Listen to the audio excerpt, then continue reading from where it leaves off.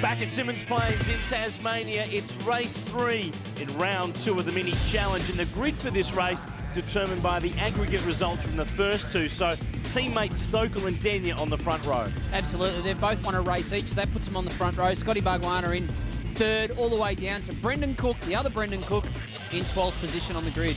Too many Cooks, too many Brendans. It's all a bit hard to keep up with. This is the feature race at Symmons Plains. And you can see by the way the drivers have lined up on the grid, they're angling to get the line for turn 1. Yeah, it's all about trying to start. You can just see the marbles on the road there. You want to avoid that. You want to get the cleanest start you possibly can. And both Stokel and Denya have got away well, but it is going to be Stokel leading to the first corner. Behind, with Denya behind, and then Scott Bargwanna tap in the rear. And the battle's really going to be on in this race in the top 4 or 5 cars. This Bargwanna guy, he tends to drive like his cousin. Yeah, funny thing that he's got the same last name. There's more Bargwannas at Symmons Plains this weekend than in the phone book. But obviously we still run our 2 minis. The car that I drove last year being driven by Brendan Cook.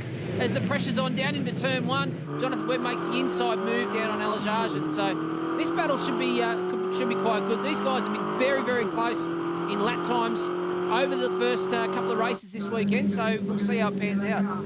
The run back down through the sweeper. Paul Stokel grew up in Tasmania, lives in Queensland now, and already Scott Bargwanna has got to defend. Jonathan Webb, Chris Alajarjan lined up and ready to go, and Alajarjan is not mucking about. Alajarjan in there. Scotty was defending, and it's given Webb a little bit too wide.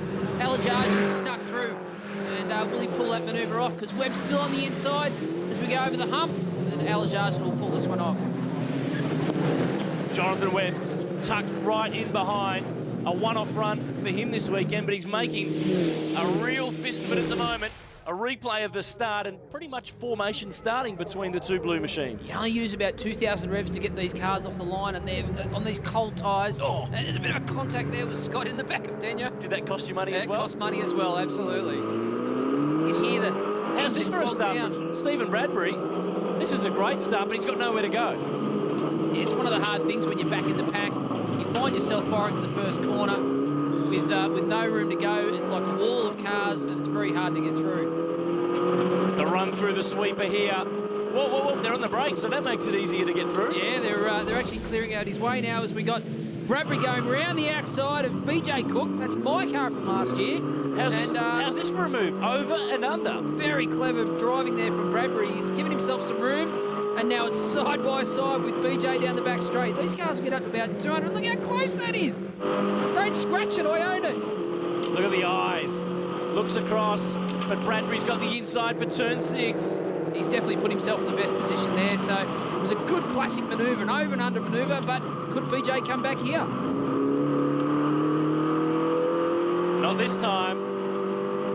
So the gold medalist is through. Stephen Bradbury looked at doing V8 Ute racing this year, but has ended up having a run in the Uber Star car. And BJ Cook now loses it at turn 1. Oh, we've seen that happen a couple of times this weekend. The rear of the cars becomes so light. The ABS kicks in, but you can still lose the rear of the car, and away here, BJ spins the rock car. Let's have a look again. On the replay, away goes the rear. Didn't make contact with any walls or tyre bundles, so you can put that wallet away. Yeah, beautiful. So he's just been caught out as he goes over the hump, and a lucky recovery there from BJ. But Bradbury's doing a great job this weekend as we see the battle now for 2nd and 3rd place. You got Scott Bargwanna putting a lot of pressure on Grant Denya. Grant won that race this morning, and he's fired up. He wants to be on that top step of the podium. It's really between Denya and Stokel. They're the only two at the moment with a clear points gap. If we look out the back of Denya's car. Turbocharged 4-cylinder engines. You can see there, Denya's just got that little bit of a better run, so it makes a massive difference in these cars. You're so limited with your horsepower, good grip, but look at the way you get on that power and try and get that toe down the back straight. And we just saw there, Jonathan Webb is the fastest car on the track. He's 5th, just behind Chris Alajarjan. So it is very much a 5-way fight for the lead. Paul Stokel, the runner-up in the mini challenge category last year, is trying to win that championship, but Chris Alajarjan is trying to get his way onto the podium. Race 3 of mini challenge. More when we come back. Race 3 in the mini challenge from Symmons Plains, and while we were away, Chris Alajarjan was doing some awesome work. He took second from Grant Denyer down at turn 6, and he wasn't done with yet. He's absolutely on it today, isn't he? He's had those couple of bad races. Round the outside of Denyer and the inside of Stokel, he's now leading the race. In car with Grant Denyer. Hard on the brakes to the hairpin.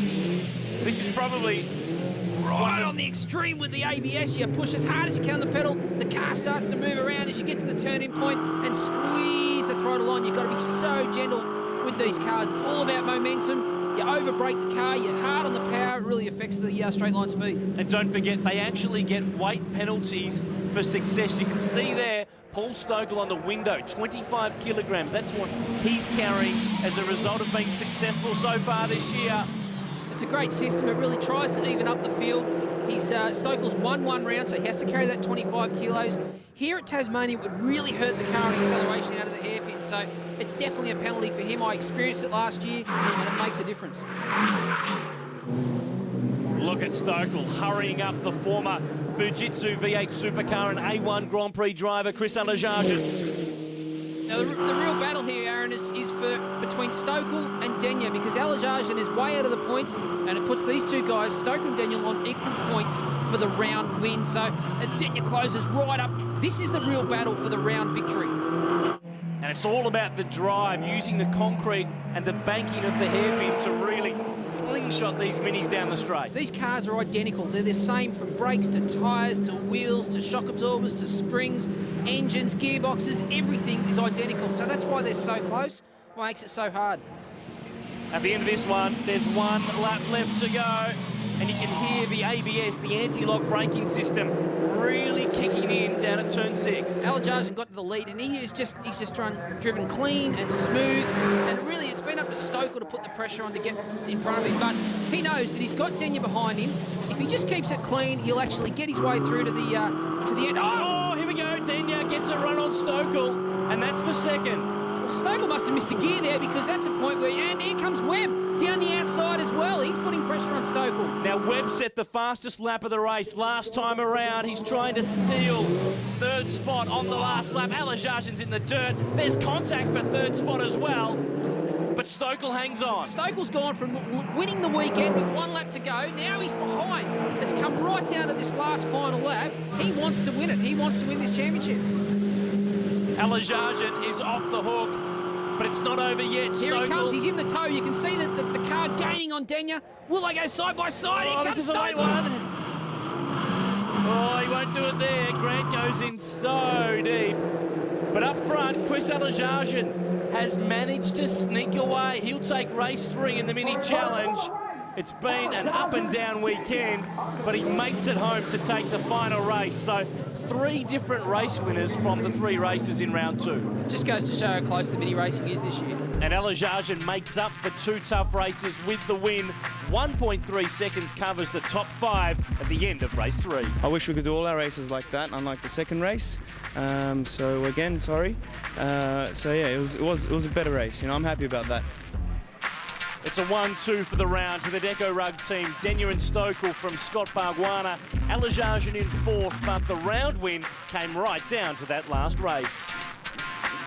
It all got a bit busy out there, but what a race, you know, fantastic. Cars going everywhere. That's exactly what Minis are about, you know. If we're not stuffing it into each other's doors or copping taps from behind like I was from Bargwanna, you know, we shouldn't be here, so it's unreal. And that round win brings Denyer right back into the championship picture, 2nd behind Stokel, and it's all tied up for 3rd with Chris Alajarjan and Scott Bargwanna. And the trophy goes to the round winner, Grant Denyer. He's won in V8 supercars this year and now in the mini challenge. Well, that wraps up another big round of mini challenge action. The championship now heads north to battle it out on the streets of Townsville, the new Townsville street circuit in July. The V8 supercars, well, they're also